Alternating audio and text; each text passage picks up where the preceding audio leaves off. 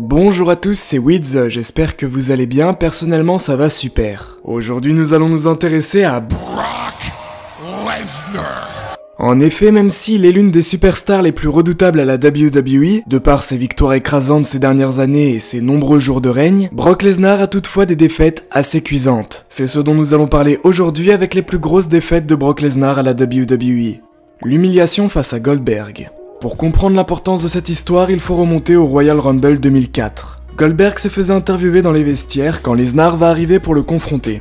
Plus tard dans la soirée va donc se dérouler le Royal Rumble match, durant lequel Brock Lesnar va intervenir pour porter un F5 sur Goldberg, qui se fera éliminer quelques secondes plus tard par Kurt Angle. Cela va conduire à un match lors de WrestleMania 20, où Brock Lesnar va affronter Goldberg avec comme arbitre spécial Stone Cold. Malheureusement, The Beast va perdre le match et aura donc sa première défaite face à Goldberg. Le 20 novembre 2016 auront lieu les Survivor Series, où Lesnar va avoir le droit à une revanche sur sa défaite causée 12 ans auparavant. Malheureusement, il se fera battre une seconde fois par Goldberg en seulement 1 minute et 26 secondes. Lors du Royal Rumble 2017 qui avait lieu 2 mois plus tard, Lesnar va entrer en 26e position et dominera le ring jusqu'à ce qu'en 28e position entre Goldberg qui fera un spear à The Beast avant de l'éliminer. 14 secondes auront été nécessaires à Goldberg pour donner une 3e défaite à Lesnar. C'est une véritable déculottée.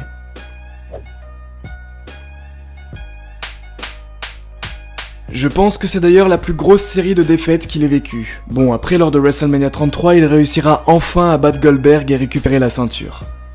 La défaite face à l'Undertaker. Lors de SummerSlam 2015, Brock Lesnar affrontait l'Undertaker, car l'année d'avant, The Beast avait causé la fin de la streak d'invincibilité du Deadman, et ce match était donc un peu comme l'ultime revanche de l'Undertaker. J'adore ce match pour plein de raisons et notamment pour des moments cultes comme l'énorme doigt d'honneur de Lesnar envers Taker à la toute fin du match, mais aussi ce moment tellement drôle où The Beast se met à rire avant que l'Undertaker ne se redresse, pour rire à son tour mais de manière terrifiante. Enfin bref, ce match était important pour plein de raisons et au final Lesnar va perdre après une prise de soumission portée par l'Undertaker, ce qui est encore plus humiliant et qui selon moi en fait l'une des plus grosses défaites de Brock Lesnar. La perte de son titre face à Roman Reigns.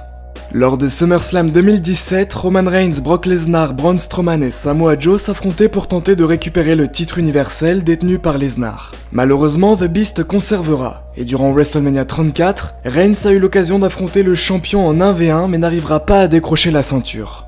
L'ultime essai se fera durant SummerSlam 2018, où le Big Dog va enfin réussir à détrôner le champion. Là où c'est une très grosse défaite pour Lesnar, c'est qu'il a perdu le titre après 504 jours de règne, ce qui est bien évidemment le record avec cette ceinture. Malheureusement, Roman Reigns va devoir laisser le titre vacant quelques mois plus tard et Lesnar va réussir à le récupérer dans un match face à Braun Strowman lors de Crown Jewel.